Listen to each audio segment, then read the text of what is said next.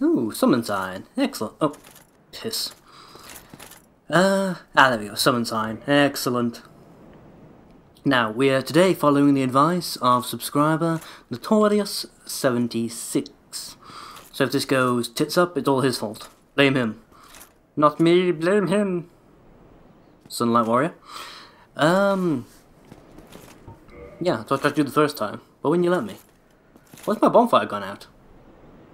Oh, don't be some cockins trying to invade me at the same time as I'm doing this.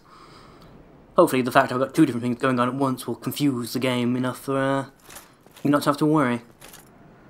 But yeah, in case you're wondering about the change in getup, I'm using the Blood Shield, maxed out to 11, because it gives me the best resistance to curse. The skirt thing I'm wearing is Dusk's skirt. I found her dead, by the way. I went back to buy some more of her miracle stuff and she disappeared. Went back to the cave where I first found her and she was there dead. Rather strange. I mean, I didn't even get to kill her myself. But yeah, so I'm wearing her skirt because it gives ridiculously high curse protection. It's like 50 points in curse. It's amazing. So I'm wearing that. Everything. Oh, there we go. Our Phantom finally arrived. Probably go back and make sure he knows where we are.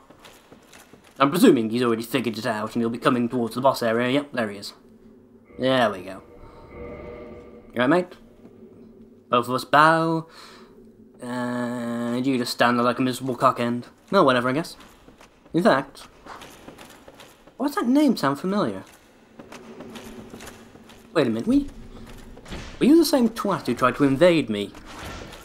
I think you might be, actually. I mean, you guys didn't see it was off screen and everything when I was, well, not off screen, but I've deleted the footage. Back when I was taking, what's-his-face, Siphon the very first time, which is why we won't see the cutscene when I walk in there. It's nothing impressive.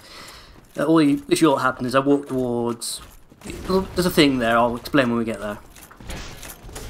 He walked towards where that is, and suddenly he flies down from the sky all pissed off. He found his secret, special, I don't know what it is, research chamber or something. You guys coming? I'm not fighting the golem, just come on. Fuck him, let's go. There we go. But, yeah. Now this one can fuck off as well. Oh, piss off, did you hit me? With a glancing blow or otherwise. Some bits and pieces I might as well explain while we're trekking down to where he is. It's going to be a fairly short trip because I already know the path through this place now. I think, what's-his-face, Area 1 is still out there killing golems for us. I don't think he's noticed we've both buggered off into the cave already. Then again, he arrived late, and if he chooses to fuck around up there, well, that's his business. But, yeah. What was I going with this? Yeah, some stuff about Seath that I've discovered through loading screens and other odds and ends, just walking around the place. Apparently, Seath really was a fuck-up of a dragon. I mean, not only was he born without any scales, I mean, all the dragons, the original dragons, had these literally rock-hard stone scales that could repel pretty much anything, short of a massive explosion or a bolt of concentrated lightning or something. Hey, H is online. Hey buddy, how's it going? You're now in the video! Or was that offline? One of the two. Actually, did I? I think I cut out the part. Yeah, I think I cut out the part when you popped up in the middle of my exploration of New Londo. I think you popped up just as I found the very large ember. Sure there's a link in there somewhere. But yeah, so as I say, Seath was a complete fuck up. He was born without scales, he was born blind. And, unlike the other dragons, he was not immortal. Now, immortal is not the same as invincible, or invulnerable. Dragons, even the original ancient dragons, could be killed, and in fact were killed, obviously. The palace of, New Londo is littered with their body parts and heads and things. But, unless something actually kills them, they won't ever die. Seath is different. In addition to his many, many birth defects, he was not born immortal. He was born very much mortal. So imagine what that's like. You know, you don't have the natural armor of your brothers and sisters. You're blind. You don't have their raw strength or raw defense.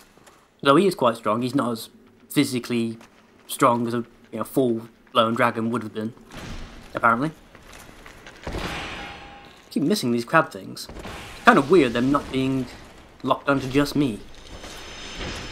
But yeah, to say all these weird and wonderful little birth defects poor Seath had. That's why he sided with the Lords. The other dragons basically used to kick the shit out of the poor little fucker. You know, for a laugh, I mean. That's also why he became the very first master of magic. Because he could not, literally couldn't lay, well, he could lay a finger on them, but he couldn't do anything to the other dragons if he tried to defend himself. He developed the art of turning his mortal soul into a raw weapon. You know, magic. Same as stuff like Big Hat Logan and whatnot did. Turning the energy of your soul into a projectile weapon. Or, you know, various other things as well. And thus he gained the power to kill his own brethren. Now the reason he turned on them was because Lord Gwen had promised him a Lord's soul, which in theory would make him immortal. And as I understand it, it didn't work. It made him more powerful, but it didn't make him immortal. For that, he stole the hidden treasure of the ancient stone dragons, which was a crystal. It's all very Final Fantasy, but it was a crystal that basically, I'm not entirely certain whether they used to be sort of like Seath, but this crystal here is something to do with his, or what now used to be, should I say, his immortality. And other stuff as well. Let's get in there. Fuck, you guys are killing him already. Nice if I could actually have a go, you know? I'm doing like no damage with this though. Ooh, fuck. Dodge! Dodge! No. Piss. Well, at least my curse resistance is working. Alright, do it again. Right, and he's gonna start tantruming, so dodge, heal, heal, you cock. You absolute cock, Seath. You know, considering how much damage the other guy was doing, I probably should have just stood over there in the distance and peppered him with arrows. Or lightning, because I've actually got lightning now as well. Don't remember if I equipped it, but I haven't got it. That broken statue I found outside the Undead Perish area, which I'm suddenly back at. Did I really not? Oh great, I didn't actually rest at bonfire over in the Duke's Archive, did I? You fucking idiot, Lizzo. God damn it. Well, I must continue with Seath's backstory while we do this. I'm not going to bother humanising and doing all that again. So I'm just going to take my own advice and just stay in the distance and pepper him with arrows and lightning and stuff. Actually, I haven't got humanity. If he does manage to curse me, it's not going to do anything, is it? Ah, fuck. Well, whatever. As long as I stay out of range, he should never curse me anyway. And all the stuff I've got on me gives me a pretty big curse build-up bar. So yeah, that should be fine. I don't care about you, random crystal golem thing. Crystal hollow, even. Run straight past all this shit again. Oh, well, I think, if I... Oh, I did, didn't I? I've already deleted it. Fuck. There was another golden golem out here. Inside it was what I first thought was, Sigmire. The bloke in the big, sort of weird, fat armour. But it wasn't. It was actually his daughter, whose name completely escapes me at the moment. It sounded like almost identical. It's like Siglina or Sigland or... I don't know. But yeah. She was looking for Pops. She asked me, you know, had I seen him anywhere? Quite frankly, I hadn't. I haven't seen the guy... The last time I saw him was when I went back to Blighttown to get my new pyromancy spells off that lady I found sitting in the middle of the swamp. He was standing on like the other side for some reason.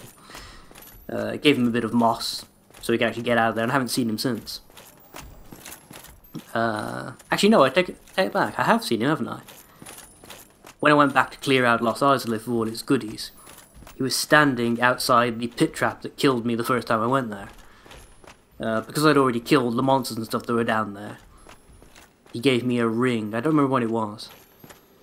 So he gave me a ring, and he actually had a weird sort of bitch fit about the fact that I'd, unintentionally this time admittedly, saved his ass from certain doom yet again.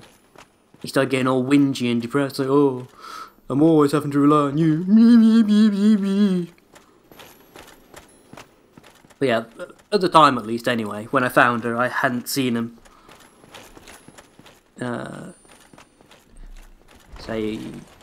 I think, when did I see her?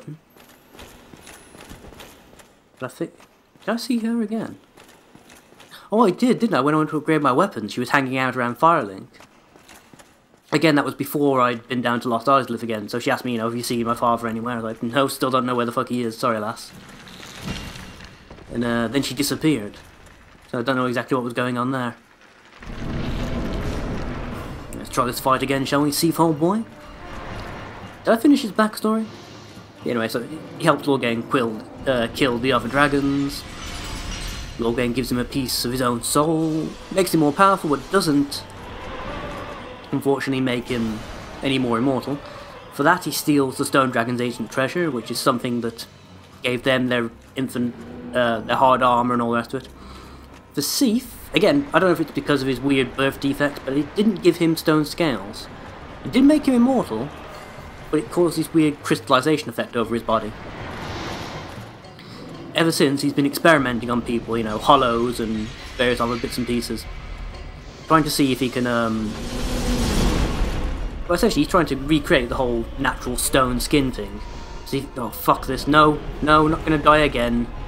None of that, thank you. Dodge, heal. Oh, fuck you, well, I can't really call you a scaly prick.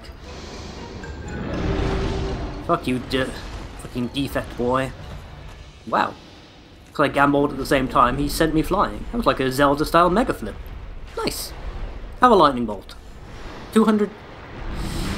200 is kind of pitiful, to be quite frank. No, he's so angry. Stop shooting me in the ass with lightning! No! No, I won't. Yeah, he's been trying to experiment to get, He's not content with actually being immortal, he wants to cure all his defects. So he's been experimenting using the crystal on various people. That's why we've got the crystal hollows and other such monstrosities. We've also got the Chandlers, who he's gifted with enhanced magical prowess, so they can go out and hunt down new subjects and knowledge for him. That's why he's got so many bloody books. He's still trying to figure out how to make himself into a proper, Time of the Ancient style stone dragon. That was weird. I just glitched straight up into the air. That was different. And now I can't see. Thank you, camera. No, he's so angry. But, yeah. I'm not gonna have anywhere near for arrows to kill you like this, am I? Well, not lightning arrows, anyway. I'm gonna have to try and get away from you and equip my bow, aren't I? Fuck. Oh well. But yeah, so he's been experimenting on folk. The weird blue-haired snake chicks that the snake men were terrified of. And I think possibly even the snake men themselves. They're all part of Steve's experiments, trying to capture the essence of what it is to be a dragon or some sort of bollocks like that. The blue-haired chicks were a particularly bad failure, apparently. They were stark raving mad, and they subsisted on the life force of other beings. That's why everything is scared of them, because when they do that big lungy attack, they'll do it on anything. And just suck the life right out of you, apparently. So yeah, in the course of his study, Sif has developed more and more powerful magics. It'd be nice if I could actually learn any of them. Apparently, it's a particularly rare branch called crystal magic. I don't know if I need a special talisman or... I mean, I didn't get any chance to go into like a covenant with this prick, so I don't know how I'd learn these amazing spells he apparently discovered, but whatever, right? So yeah. And obviously we've come barging in the middle of his, research and other such crap. I can't even see. There we go. We've come barging in the middle of his research and crap. Attempting to kill him.